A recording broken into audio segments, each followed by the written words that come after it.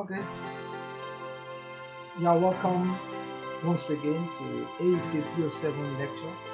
And today we'll be rounding up the first section of our discussion on technological changes in agriculture. We'll round it up with the topic on the farming systems research model. Now, agriculturally possible does not often match the agronomically desirable. This was said by Vigal and Mileville in 1994.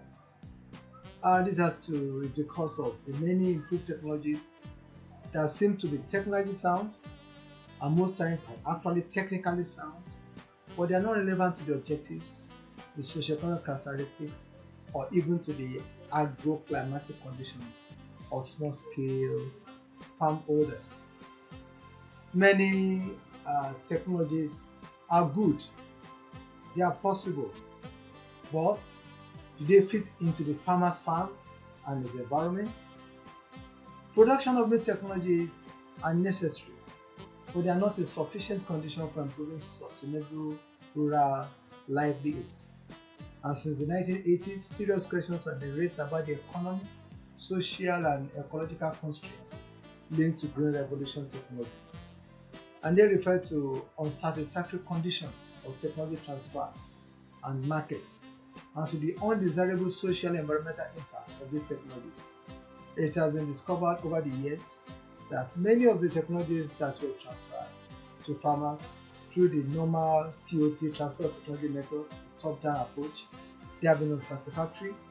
They have not been able to fit into the specific locations of farmers. And many times they also come about or bring about undesirable social and environmental impact. So therefore, to address these challenges of rural development, a shift is therefore needed to adopt research practices to suit farmers and their socioeconomic preferences. Actually, if our aim is to help the farmers so as to improve his livelihood and thereby bring about rural development, we need to consider adapting our research practices to suit farmers and their socioeconomic preferences. And resulting from these evidences, new concepts and approaches for conducting research have emerged. Among them are the system approach in the 1970s and the eco-regionality approaches in the 1980s. They aimed at improving the adoption by farmers of new technologies validated in experimental stations by taking into account socioeconomic constraints and the environmental impact of these technologies. Now, the farming system research model. This is a model or a process of technology development, and is under the bottom-up approaches. And one of the methodological approaches developed to link farmers directly with the research process. As we go into the model, you'll find out that farmers are involved directly with research. Then it goes a step further than the farmer back to farmer model, in that it integrates farmers in the quest for acceptable technology development.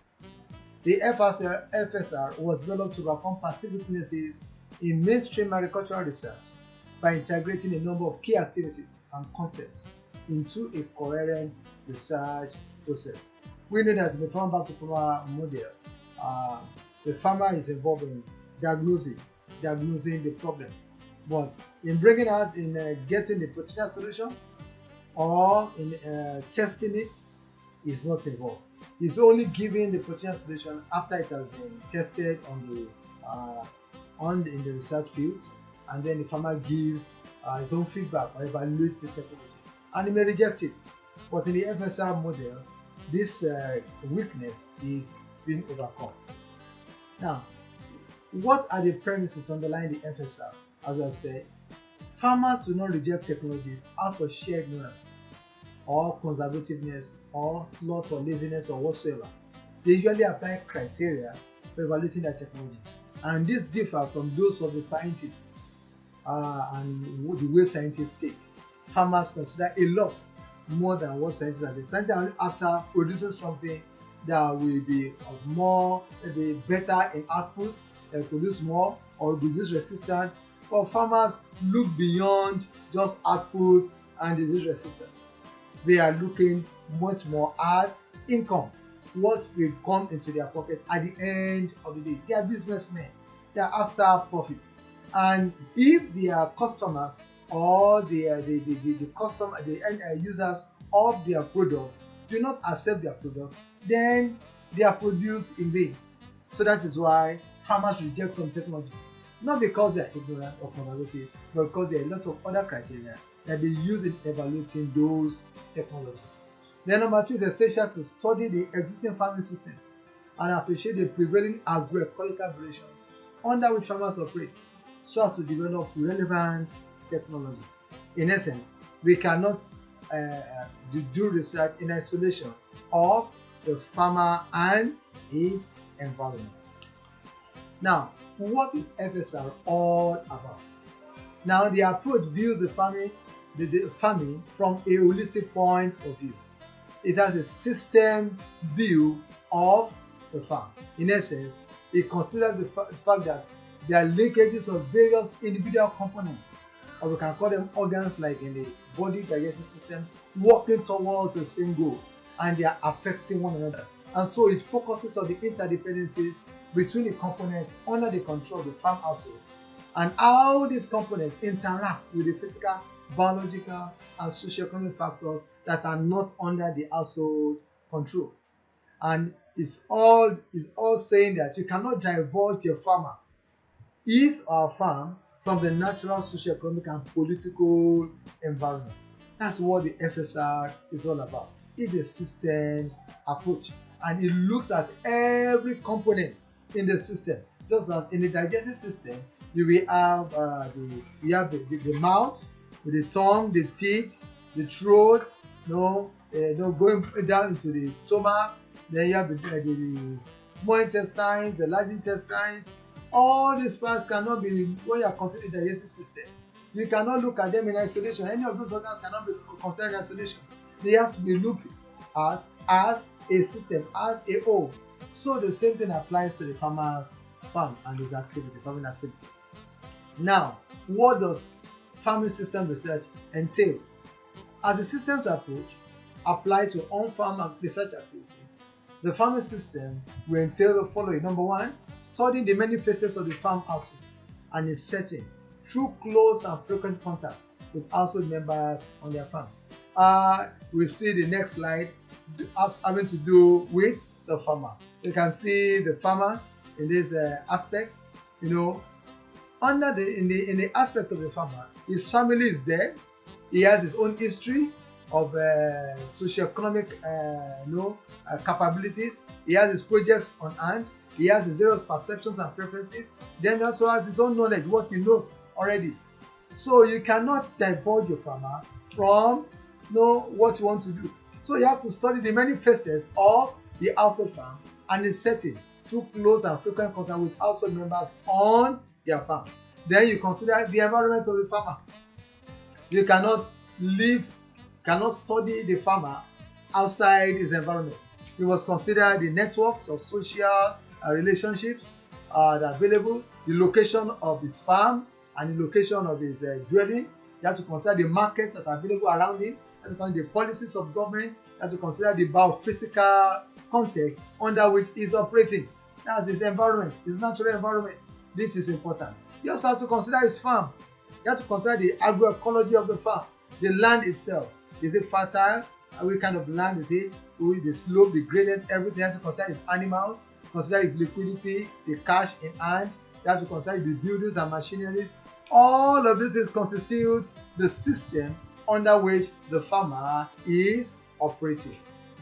So we have to study all these phases. Then you have to consider problems and opportunities as they influence the whole farm. Then you set priorities accordingly. Which ones are the problems that should be taken first? Which ones can wait for other times, so that you're able to take the need of the farmer first. Then you recognize the linkages of the subsystems within the farming system and consider them when dealing with any part of the system. In essence, none is to be treated in isolation.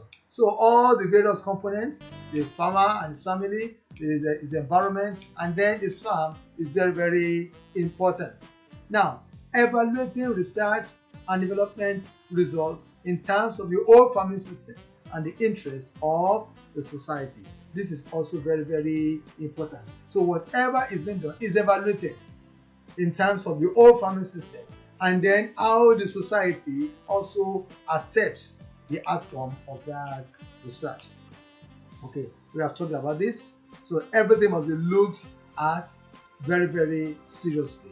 One of the things under the environment of the farmer, we also consider a lot of things about even the political incentives or the socio-economic policy, microeconomic and other things that are involved. So we see that a lot of scientists will be involved in this kind of research. Okay. Implementation process of an FSR. How is an FSR carried out? The first thing that needs to be done is the formation of the interdisciplinary farming system research team. We are going to talk about interdisciplinary and multidisciplinary later. You have to form a team of researchers. Then number two, you select the area or group of farmers with reasonably similar characteristics as targets for your research and development. In essence, you don't say you are doing research for all the farmers. You delineate a particular area. You select an area of land and a group of farmers that have reasonably similar characteristics in terms of socio-economy, in terms of land, in terms of the policies affecting them, in terms of their perception and preferences. You have to look at all these things as to select the kind of farmers that fit into that, that will fit into research, that you're going to develop a tailor-made kind of tailor-made technology for them to adopt. Then you have to identify and rank problems of these farmers, of this group of farmers, or in that particular area, and their opportunities, and then you search for hypotheses for alternative solutions. So when you have identified your farmers, you identify their problems, you rank the problems according to what they feel is a priority, and then you consider the various opportunities they have, and then you set up hypotheses as to how to develop these solutions or to give them alternative solutions. Then when you have set for those hypotheses as to we need to do this is what you are going to do that can help them, we can also do that can help them, you now plan experiments or studies, and then you collect your data. These are the next things that you do. When you have you have planned the experiment or the various studies, and then the data collection procedures that you want to use in going about the experiment or the study, then you undertake those experiments interdisciplinarily conducted on the farmer's field to identify and generate those improved technologies that will be suitable for the farmer's conditions. Now, after that, these on-farm experiments are coordinated and the studies are done with commodity and discipline-oriented research. We are talking about those that are actually, maybe we are talking about cassava. You have to talk about agronomists and those who are involved with cassava crop scientists. So you have to they have to be involved. Then you also have to talk about maybe the soil scientists if there have been a problem of soil. So discipline-oriented researchers will also be involved, and they will be the ones coordinating this experiment. But all the other researchers will be involved in that they will be rubbing minds together on what to do after every step or stage of their research. Then after the research has been conducted, you have to evaluate the acceptability of the research results to the target farmers and the society. In essence, when the technologies have been finally produced, for example, if it's a new variety of maize or cassava or potato, then they have to find out acceptability level by the farmers and even the society. For example, the sweet potato, yellow flesh sweet potato that has a high content of vitamin A, not as in produced, but we find out that many sometimes look at it and say, I can't eat this kind of yellow kind of potato, and then because of the fact that it's either eaten raw, I can't eat too much of it raw, then people are finding it out, and when you cook it becomes very soft. So various kind of perceptions about it, and so in essence it may not be all that acceptable. So research needs to go back and then look at what can be done to make it much more acceptable to the farmers and as well as the society, the consumers, the end users. Then they have to extend the results after it has been accepted. There must be an extension of the results widely to farmers in and outside the target area. Not all the farmers may be involved in that research, but a few will be involved in that particular area that will serve as a sample or representation of the farmers in that particular area that have been selected. So when the results have come out and it's acceptable to them and they find it's okay, then they upscale it to farmers outside the target area. Then after that, they focus attention on ways to improve public policy and support services to assist both the target farmers and those operating on the same condition. So they will look for how to bring in funds to assist the farmers be able to adopt this kind of technologies. So the farming system research, as we see, you can't pin it into a particular field because researchers from many different disciplinary backgrounds contribute to the development of the farming systems research, and they focus on specific aspects and then customizing it to different contexts. In essence, what they do in a particular context will be different what they are going to do in another context. As a result, a diversity of approaches and applications have been developed, and the richness that also comes at the cost of a simple, all-encompassing definition of research. What are the features and distribution characteristics of the farming systems research? Now, number one, farming system research is farmer-oriented. In essence, it targets small-scale farmers. Then the objective is to make technology generation more relevant to the goals of the farmers, to their needs, and to their priorities. Farmers are after money, they are after profit.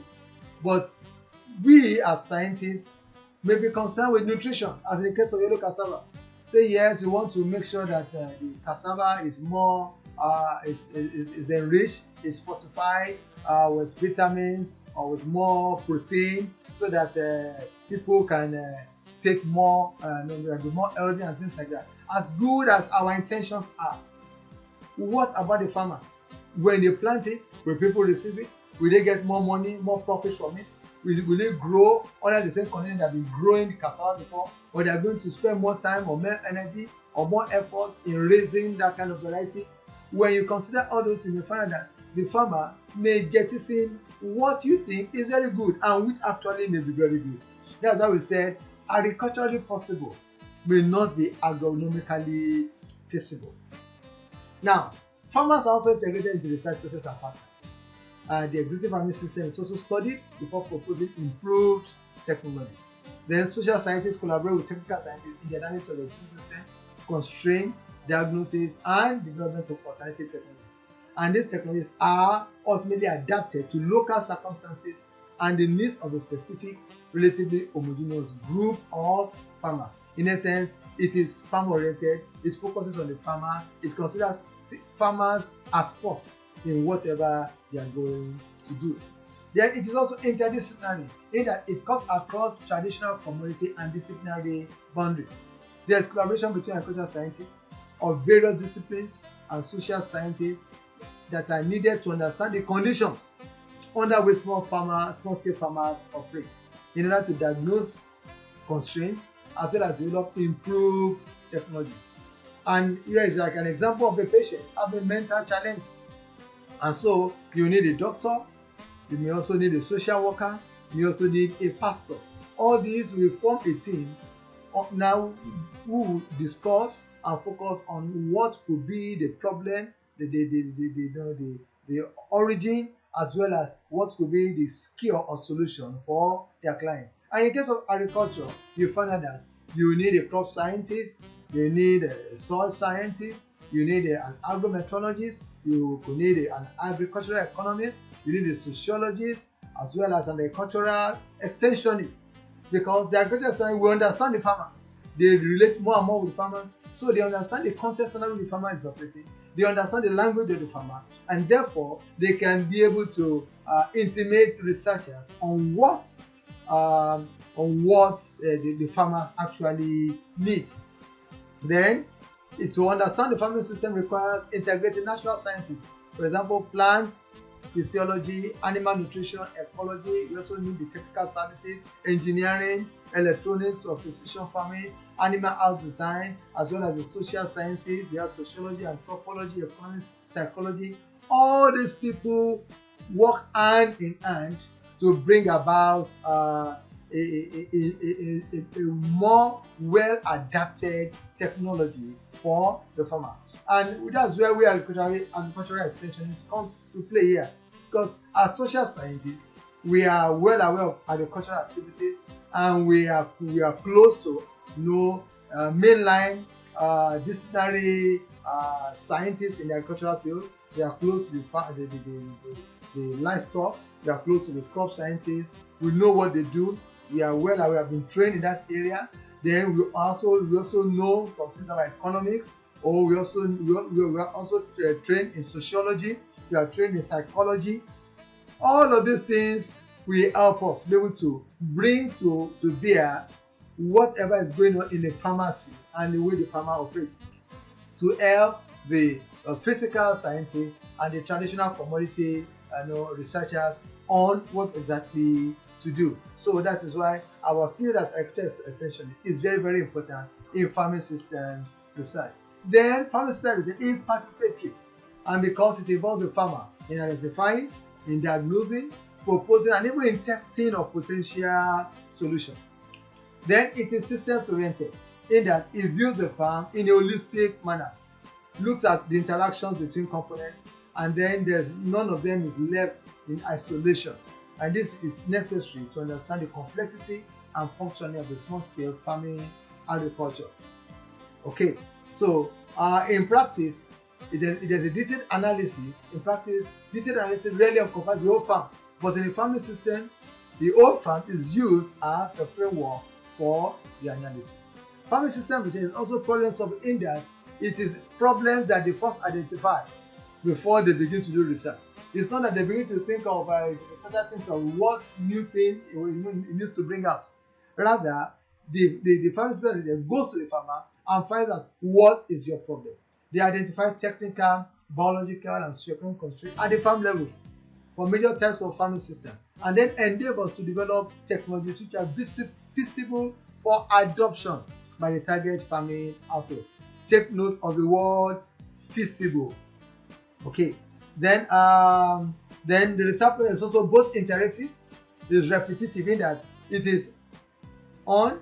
When you go forward a little bit, you may need to step backwards when you find out where you are going, or the direction of the research is no longer going in the favor of the farmer. You need to come back and find out what's going on. It's dynamic, in that it's ongoing, it's changing, with adjustments being made in the technology design as understanding and communication with the small scale farmers develop. So as interaction with the small scale farmers develop, there's a back and forth process until you finally arrive at the solution. FSR is also complementary. It does not replace the commodity and disciplinary agricultural research. Rather, it complements it. And it was originally conceived to draw on the body of knowledge of technologies and management strategies generated by discipline and commodity research, and to adapt them to the specific environments and socio-economic circumstances of a target group of relatively homogeneous farmers.